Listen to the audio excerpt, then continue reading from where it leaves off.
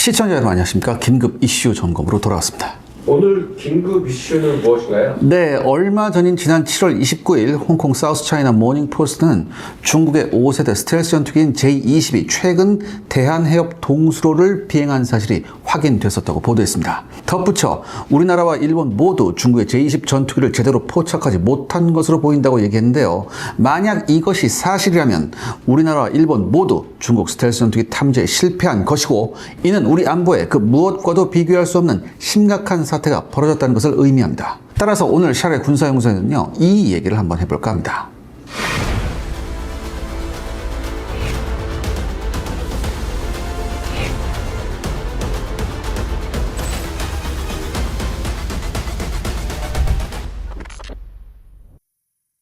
정확한 보도 내용이 무엇인가요? 앞서 말씀드린 대로 7월 29일에 홍콩 사우스 차이나 모닝 포스트가 먼저 보도를 했고요. 중국 중앙TV, 그러니까 CCTV죠. 이 CCTV는 지난 7월 27일 인민해방군 창설기념일 이걸 앞두고 방영한 특집 시리즈에서 엘리트 공군 부대인 제1항공여단이 바시해협과 스시마해협, 그러니까 대한해협 동수로예요. 여기를 비행하면서 대만 주변을 순찰한다고 언급했습니다. 그런데요, 방송 전반에 걸쳐 최신의 J-20 전투기의 모습이 등장했고, 제1항공여단은 J-22 가장 먼저 배치된 부대라는 점에서 J-22 직접 임무를 수행했을 가능성이 크다고 홍콩 사우스 차이나 모닝 포스트는 분석했습니다. 이어서 중국 CCTV 안의 군사 채널은요, 해당 영상을 중국판 SNS에 해당하는 웨이보를 사용해 널리 퍼뜨렸는데요. 이어 중국 공산당 기관지인 인민일보 역시 이걸 공유했죠. 만약 해당 뉴스가 중국 웨이보에서 떠도는 찌라시 뉴스였다면 그다지 주목받지 못했겠지만, 중국 정부가 운영하는 관영 언론인 CCTV에서 최초로 나왔고 중국 공산당 기관지인 인민일보까지 그대로 인용했다는 점에서 이것이 중국 정부의 정치적 메시지라는 해석이 나오고 있습니다. 홍콩 사우스 차이나 모닝 포스트는요, 스시마 해협은 한국과 일본 사이의 좁고 전략적인 수역으로 동해와 동중국해를 잇는 요충지라고 했고요. 해당 지역은 미군의 사드 체계를 포함해 미국, 한국, 일본의 첨단 레이더 감시망이 집중된 구간이라고 보도했습니다. 이런데도요, 일본 J-20 스텔스 전투기의 통과는 우리나라, 일본 어느 쪽도 탐지되거나 내부적으로 보고되진 않은 것으로 보인다고 보도했습니다. 탐지를 못한 게 맞나요? 홍콩 사우스 차이나 모닝 포스트의 보도가 단순한 추측성 기사일까요? 전문가들은 그렇게 보지 않고 있습니다. 먼저 인용된 보도처가 중국 정부를 대변하는 대표적인 언론 매체이고요. 만약 보도가 확산되는 과정에서 문제가 발견되었더라면 곧바로 중단됐을 겁니다. 그런데 지속적으로 이게 확산하고 있거든요. 이런 점에서 중국 정부의 정치적 메시지가 분명한 것 같습니다. 그럼 진정 J-22 대한해협을 통과했고 양국 정부가 이를 탐지하지 못했을까요? 현재로서는 사실 확인은 불가능하고요. 정치적 쇼에 불과하다는 분석도 존재하지만, 많은 군사 전문가들은 참으로 유감이지만 중국이 마음 먹었다면 충분히 가능했을 것이라고 보고 있습니다. 우리나라와 일본 사이의 대한해협은요, 여러분, 수많은 민간 항공기가 비행하는 복잡한 공역으로 유명합니다. 또한 양국 공군의 핵심 관심 지역도 아닙니다. 외견적으로 우리나라와 일본의 관계는 그다지 좋지 못하지만 양국은 상대국을 주적으로 보지 않고 있어서 대한해협은 주요 감시 지역이 아닙니다. 사실 양국의 해군은요, 수중을 집중 감시하고 있어요.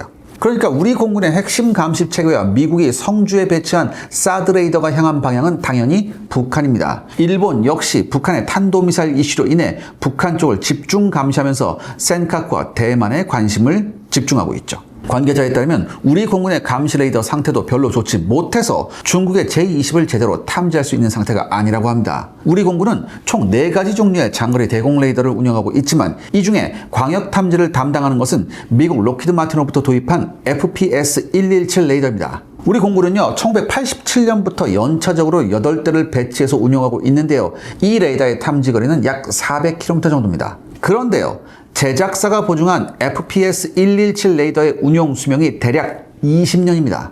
그런데 이 레이더가 마지막 배치가 된 것이 2002년이에요. 그러니까 초기 배치된 레이더는요, 운용 수명을 18년이나 초과했고요. 마지막 모델도 3년이나 초과된 상태죠.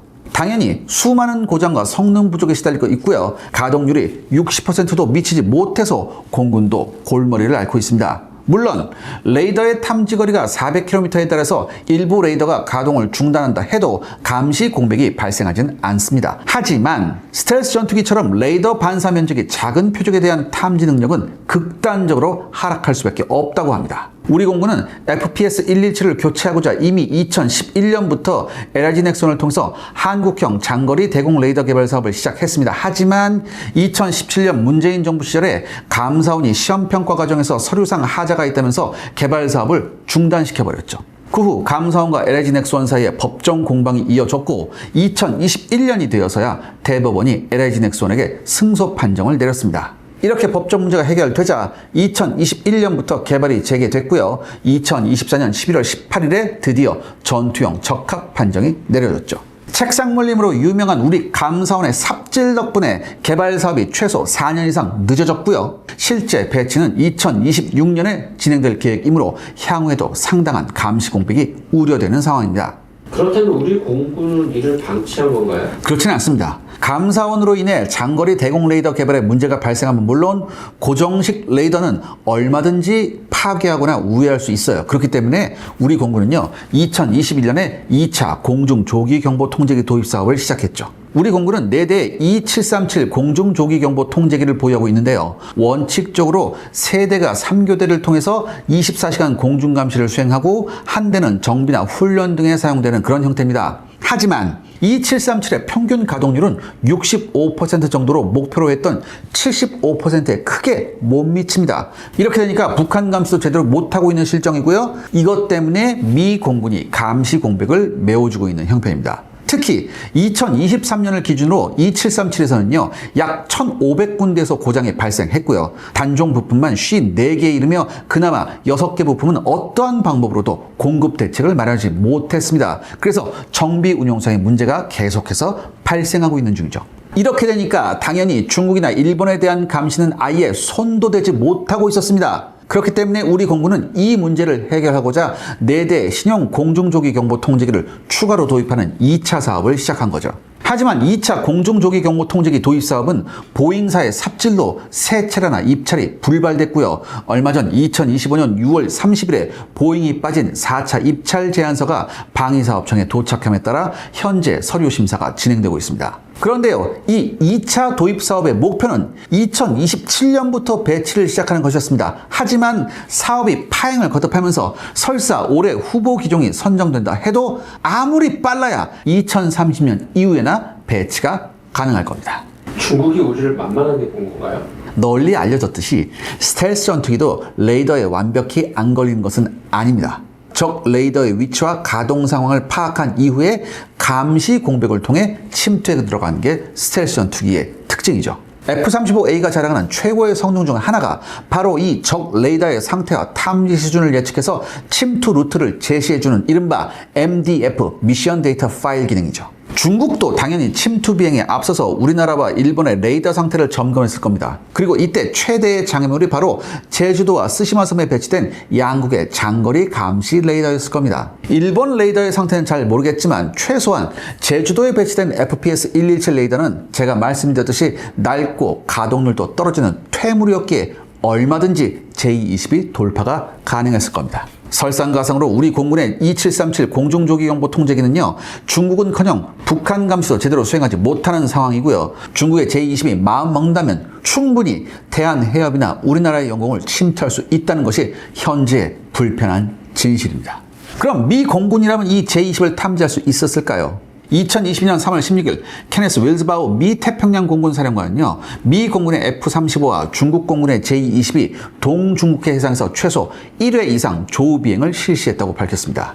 이때 중국 J-20은 미 공군의 E-3 공중조기 경보 통제기의 탐지 능력을 파악하고자 접근한 것으로 보이고요.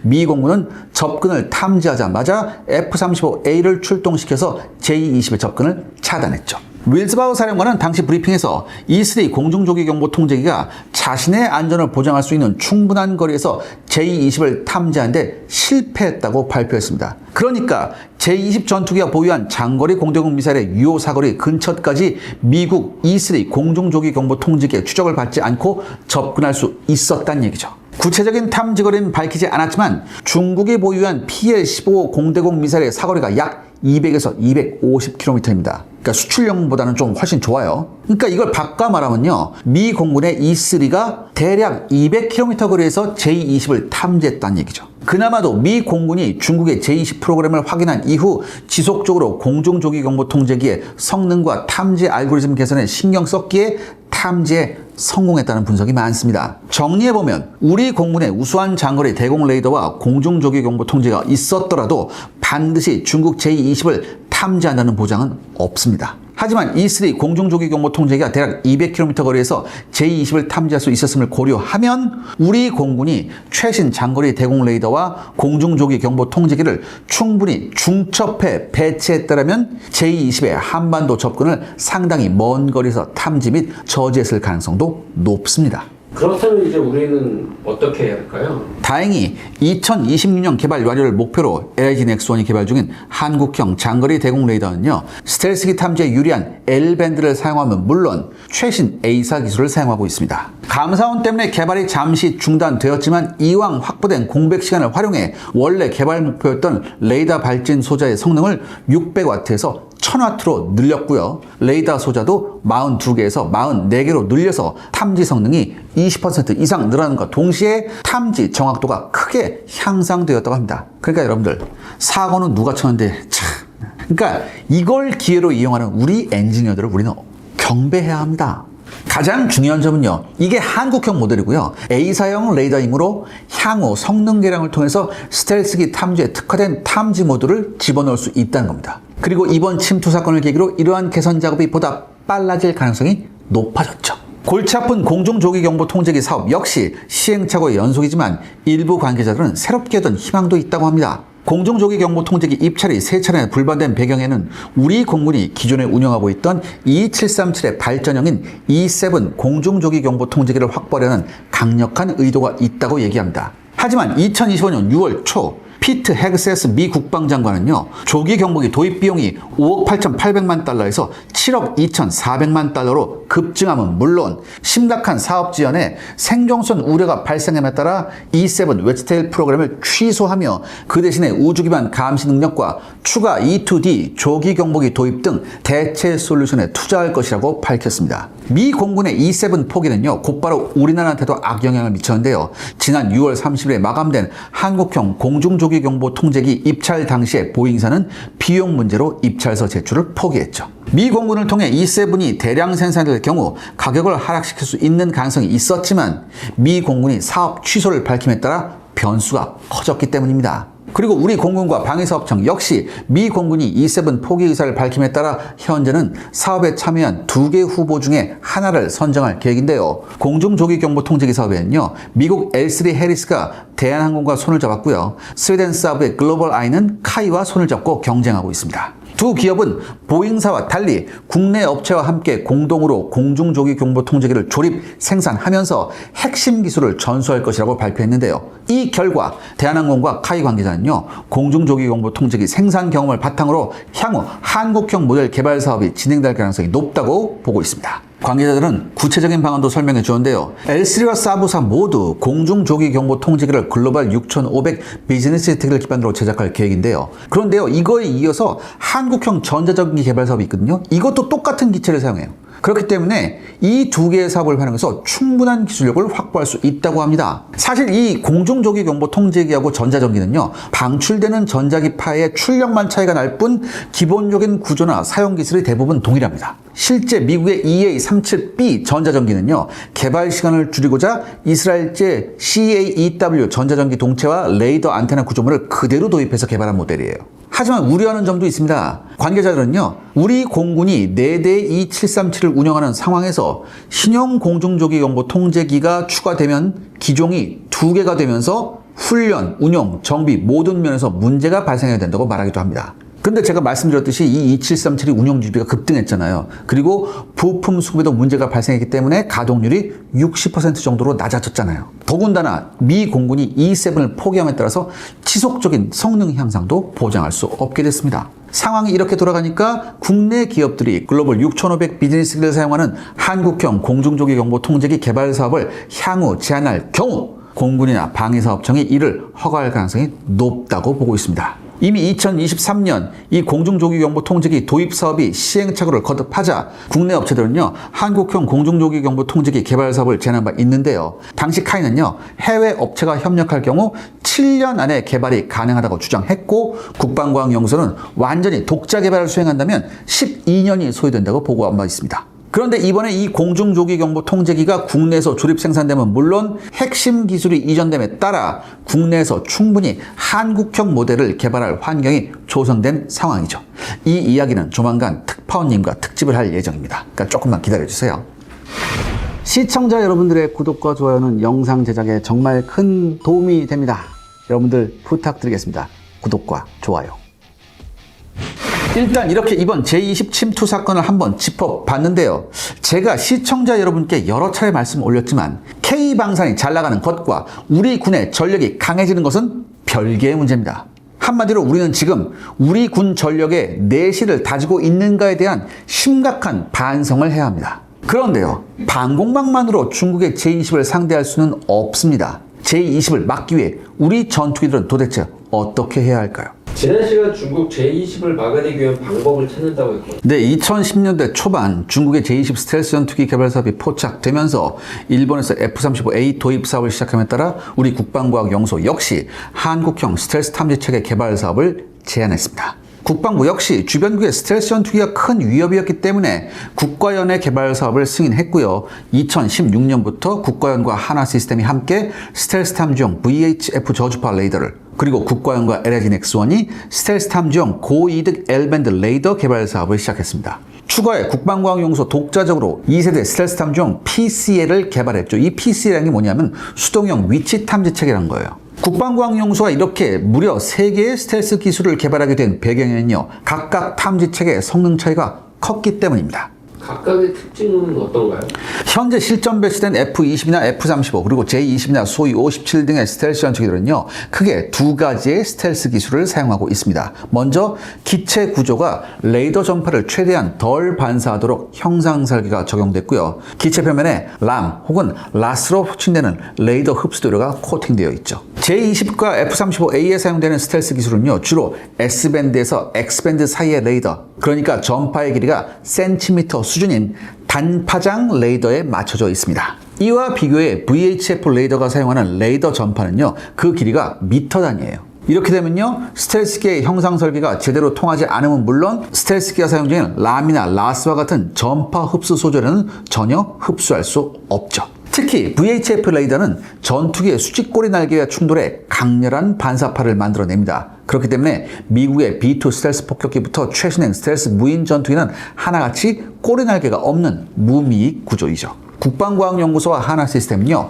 러시아가 개발한 VHF 레이더인 55ZH6M 네보 M을 참고해 2016년부터 2019년까지 80억 원의 연구비를 투입해서 40개의 안테나 배열 소자로 이루어진 한국형 VHF 레이더를 개발했습니다. 이 한국형 VHF 레이더는 실용형 레이더가 아니고요, VHF 레이더 개발이 실제 가능한지를 검증하는 실험용 모델이에요. 하나시스템 관계자는 VHF 레이더를 개발한 이후 실제 연구소 주변에 무인기를 띄워 이를 탐지하는 테스트를 진행했고, 당시 충분히 탐지가 가능하다는 점을 확인했다고 설명했습니다. 또한 하나시스템 관계자는 향후 국내에서 제대로 된 VHF 저주파 레이더가 개발될 경우 최소 100km 이상, 이론적으로는 300km 이상에서도 충분히 J-20과 같은 스텔스 전투기 탐지가 가능하다고 얘기했습니다. 하지만 VHF 레이더도 한계점은 있는데요. 탐지 능력 자체는 우수하지만 사용되는 레이더 전파의 길이가 워낙 커요. 미터 단위니까. 그래서 지대공 미사일을 유도할 수준의 정밀한 위치 정보를 파악할 수는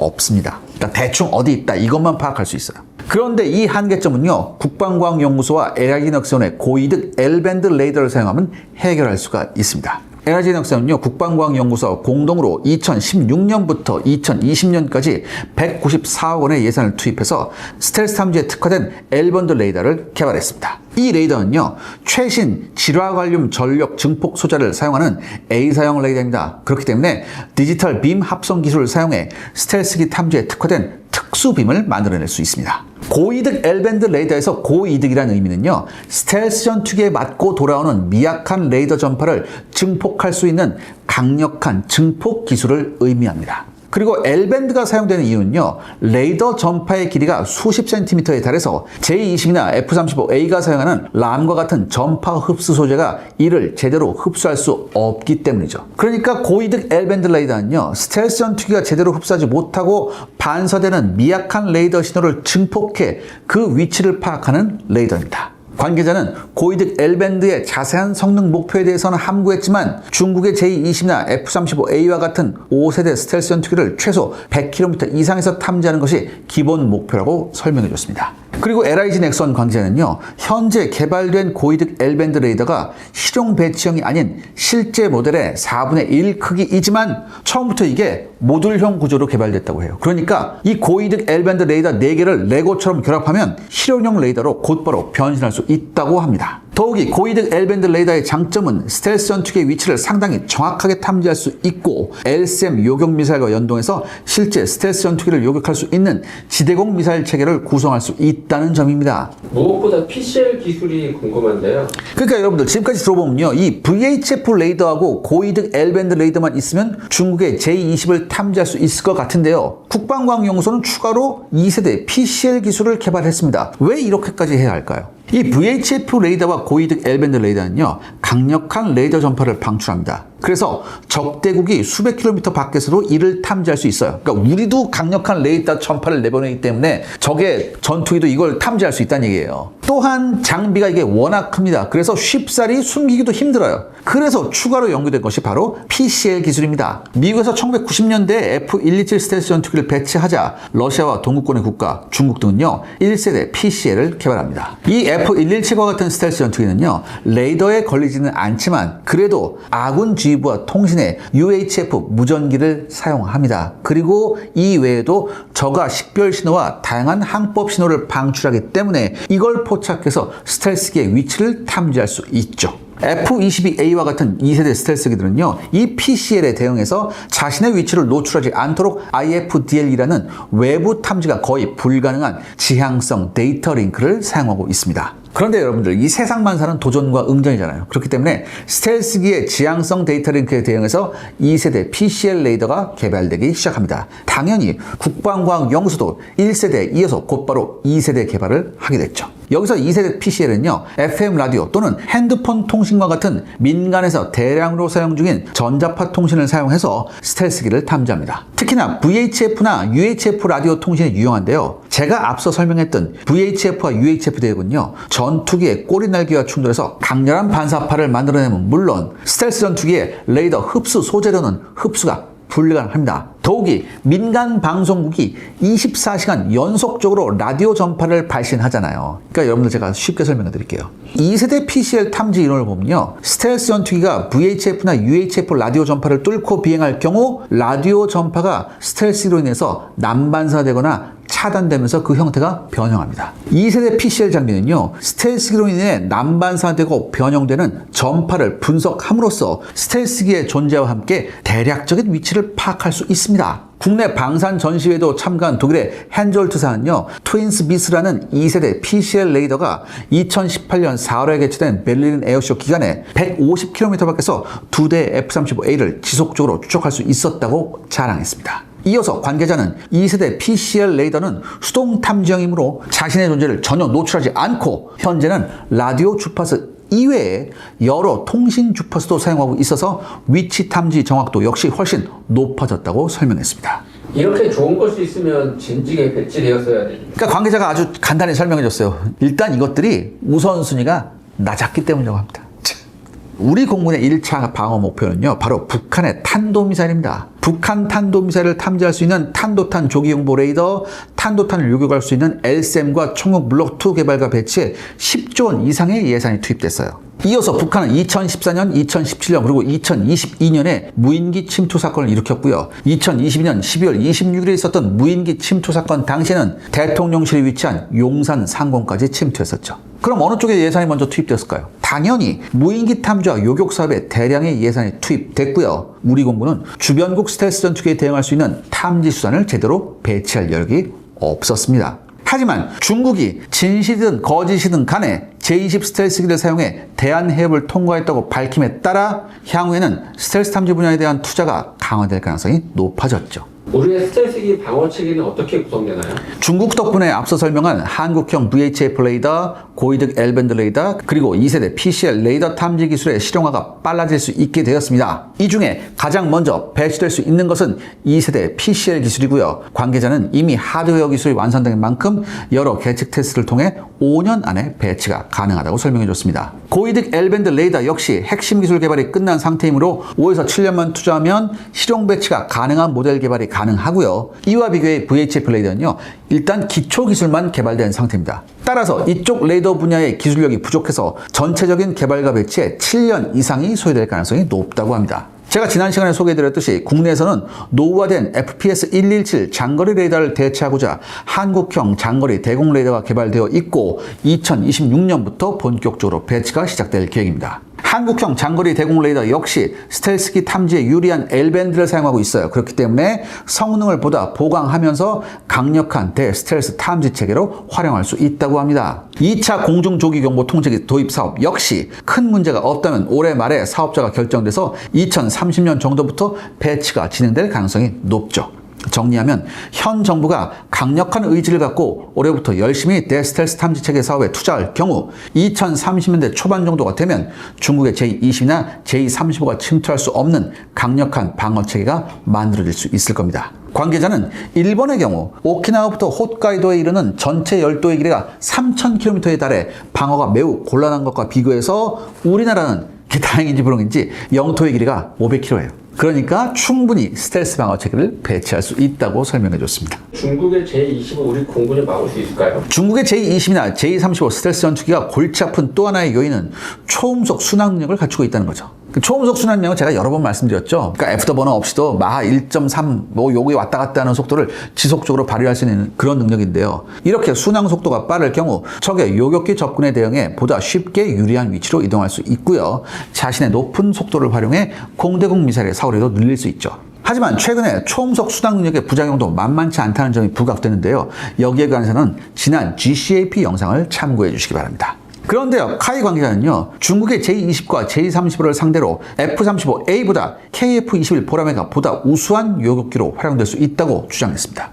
이건 무슨 말일까요? 여러분, F-35A는요, F-135PW100 엔진 한 개를 사용해서 43,000파운드의 추적을 낼 수 있습니다. 반면에 우리 KF-21은요, F-414GE400 엔진 두 대를 사용해서 동일한 43,000파운드의 추적을 발휘할 수 있죠. 그런데요, 이 KF-21 전투기는요, F-35A와 추적은 동일하지만 자체 중량이 1톤 이상 가벼운 12톤 수준입니다. 그렇기 때문에 기동성과 가속력 면에서 확연한 우위를 가지고 있어요. 반면에 F-35A는요, 항속거리 확보와 무장 내장 능력 등 다양한 작전 요구로 인해서 기체가 비대해졌죠. 이는 전투기 특유의 공중 기동성에 불리하게 작용합니다. 특히 KF-21은요, F-22 랩터의 축소판이라 불릴 만큼 항공역학적으로 날렵하고 유려한 형상을 지니고 있어서 근접 공중전이나 표적 접근 상황에서 유리한 성능을 발휘할 수 있습니다. F-35A는 스텔스 기능이 최대의 장점으로 꼽히지만 우리 군이 보유한 대스텔스 탐지 체계로 적 스텔스기의 위치를 파악할 수 있다면 이후 전투에선 스텔스보다 가속력과 기동성이 더 중요한 요소예요. 그리고 이 경우 KF-21의 기체 설계가 훨씬 유리하게 작용할 수 있죠. 또한 우리나라는 덕티드 램젯 추진 방식을 활용한 장거리 공대공 미사일 개발에 착수했습니다. 제가 여러 차례 말씀드렸죠. 이 덕티드 램제트는 최종 명중 단계까지 지속적으로 추진력을 제공할 수 있어서 기존의 중장거리 공대공 미사일보다 최대 50%까지 확장된 사거리와 공격 범위를 제공할 수 있습니다. 이 사업은 2026년 내년부터 시작해서 2033년까지 진행될 예정이고요. 우리 군은 현재 유럽제 미티어 수준의 성능을 요구하고 있지만 방위산업계와 국방과학연구소는 이를 넘는 성능을 목표로 개발 중에 있습니다. 특히 미티어가 사용하는 KU-밴드 레이더 시커와 달리 한국형 미사일은요, 최신 KA-밴드 에이사 시커를 채택할 예정이에요. 그렇기 때문에 스텔스 기체가 대응하기 더욱 어려운 고주파 대역을 활용하는 것이 특징입니다. 이러한 기술적 진보는요, 결과적으로 우리나라가 2030년대 초중반부터 제20 및 제35에 효과적으로 대응할 수 있는 기반을 마련하게 될 것으로 전망됩니다. 그러니까 여러분들, 지금까지는요, 우리가 북한만 생각했잖아요. 그렇기 때문에 스텔스 전투기 대응에 좀 늦어진 측면이 있습니다. 하지만 중국이 제20 전투기를 통해서 공식적으로 도발에 나선 만큼 국내에서도 본격적인 대스텔스 전략 무기 개발과 투자가 확대될 전망이 높습니다. 오늘의 결론은요? 2019년부터 현재까지 중국의 우리 카드제, 즉 우리 방공식별구역 누적 진입 횟수를 보면요, 무려 400회가 넘습니다. 특히 해가 갈수록 연례적이고 점진적인 증가 추세를 보이고 있죠. 또한 연합훈련 명분으로 중국과 러시아가 공동으로 우리 카드지에 진입하는 경우가 늘어나고 있습니다. 여기에 무인기 진입도 새롭게 나타나는 형태죠. 특히 중국의 카드지 침범은 대부분 사전 신고 없이 이루어지고 있고요. 이는 정보 수집 및 대응 반응을 시험하려는 전략적 의도로 볼 수 있습니다. 이에 우리는 전투기의 긴급 출격, 경고방송, 외교적 항의 등 다층 대응을 지속 중에 있고요. 국제사회에서도 빈번히 문제를 제기하고 있습니다. 그런데요, 여기서 우리가 생각해 봐야 할 것이 있습니다. 확실히 중국은 우리를 얕보고 있다는 거죠. 그러지 않고서야 이런 짓을 할 수 없습니다. 이번 대한해협 사건도요, 이거의 연장선상이에요. 한 번 얕보이기 시작하면 회복하기 힘들다는 것을 우리는 기억해야 합니다.